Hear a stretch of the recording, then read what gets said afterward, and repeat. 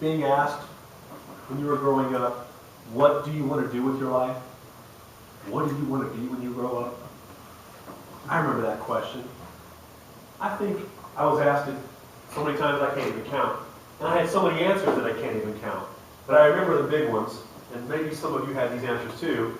Cowboy, fireman, astronaut. Anybody? Any of them? A couple of you? Definitely. In the 7th grade, my math class was visited by the Air Force recruiters. And after they got done, I knew I wanted to be a pilot. Go to high school, and things focused a little more for me, and I realized what I really wanted to do was be a draftsman. I wanted to be an architect. My teacher had graduated from Kansas State University. Some of you may have heard of that. I was in Southern Illinois. That's 2 states away. I didn't even know there was any schools in Kansas. But he would go on and on about how awesome Kansas State was and how they were the best drafting school in the region. Day after day, week after week, and 2 years of drafting classes with Mr. Lovelace. And I was convinced. I applied to K-State, and one day, I got the letter. You've been accepted to the College of Engineering at Kansas State University. That was not just another day. Then I did the math. Out-of-state tuition, room, board, travel, books. I was going to be in debt till I was 30. I don't want to be in debt that old. What can I do? Then I remembered those recruiters, and I remember those commercials. You've probably seen them before. Aim high, Air Force.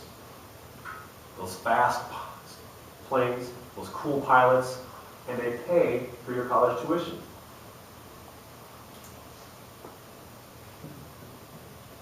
Off I went. In basic training, about 2 weeks in, I'm in a room very much like this one. They're talking about all these wonderful assignment opportunities around the world. On this wall, plastered a map of Europe and another of the Pacific Rim. I can't even really describe that to you. I really didn't even look at it. I was looking over here, the map of the United States. It took up that whole wall. White background, black outline, red dots everywhere. And in the corner, right back there, where I was sitting, Los Angeles. That sounded like fun. The beaches, the sun, the people that wear the right clothes for beaches and sun. And right around there, 5 bases. LA Air Station, March, Norton, Georgia, and Edwards Air Force Base. Have you heard of Edwards Air Force Base? That was the one I heard of. That's the one where the shuttle happens. That's got to be fun. I have to do that. So I put down on my assignment sheet those bases. And I even threw in a couple Florida bases just in case I needed to go to California. A couple of weeks later, we're coming up on the end of basic, and our assignments come out. I get my assignment, Edwards Air Force Base. I got my first choice. I couldn't believe it. I was so happy.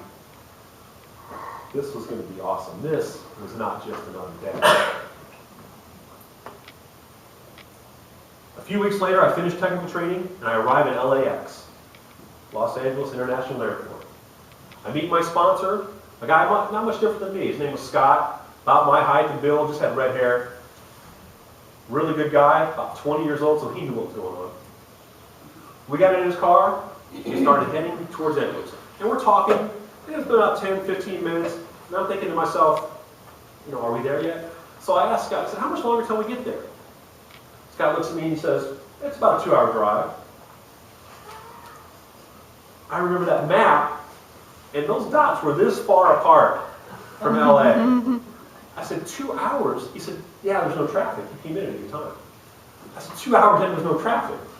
And he was speeding. Truth be told, it's been long enough. It's okay. I'm going to be 2 hours away from Los Angeles. Oh, by the way, do you remember Edwards is a desert? I didn't. It is. And when I arrived, I went to work, and I was assigned to the transportation squadron. Now, in military speak, that's the motor pool. In civilian speak, that's a garage. And I was the parts guy at the garage. Now, do you remember when I told you what I wanted to do with my life? Did you hear me say I wanted to hand out parts in a garage in the desert? I don't remember any of those things being on my dream sheet as a child. But there I was. And not only that, but the college part didn't seem to be panning out. My first week, my boss hands me this stack of books, 4 volumes, this thick, total, called my skill level upgrade. You have to do that in the Air Force. I looked through those books, and she says, you have to finish these before you start school. And it takes 6 months to a year. This is not what I wanted to do with my life. This is not what I wanted to be when I grew up. So I went to my boss. I said, Sergeant Smith, this is not what I expected. I thought I'd be by the beach. I thought I would be starting college. I thought I'd have a great job. And she looked at me and she said, did you really think it would be that easy? Did you think everything would just be handed to you? And I realized that I didn't really think that, but I also really didn't think it through. And the fact was, I didn't think through that everything had to be done, one after the other. You can't just do everything all at once. And she said to me, you're not going to finish your degree in 4 years. You have a full-time job. The Air Force is going to send you places. You're going to be working overtime. It may take you till you're 30 to finish your degree. There's that number again. I said, I don't want to wait till I'm 30. She said, I didn't say wait. You're going to have to start now. But she said, I'll make you a deal. If you do the first 2 volumes now, I'll sign for you to start taking classes before you finish, and you can do them concurrently if you're that serious. And I thought about it, and I realized, okay, I need to do that. And so I started taking classes. The Air Force started moving me around. Fast forward a few more years, guess how old I am? I'm 30. 6 months after my 30th birthday, I'm in Heidelberg, Germany, getting my degree from the University of Maryland. That was not just another day. I realized Sergeant Smith was right. If I treated every day like just another day, I was going to live my life making excuses. But when I realized what I needed to do, I knew what I wanted to be when I grew up. And that was a person who didn't treat every day like just another day.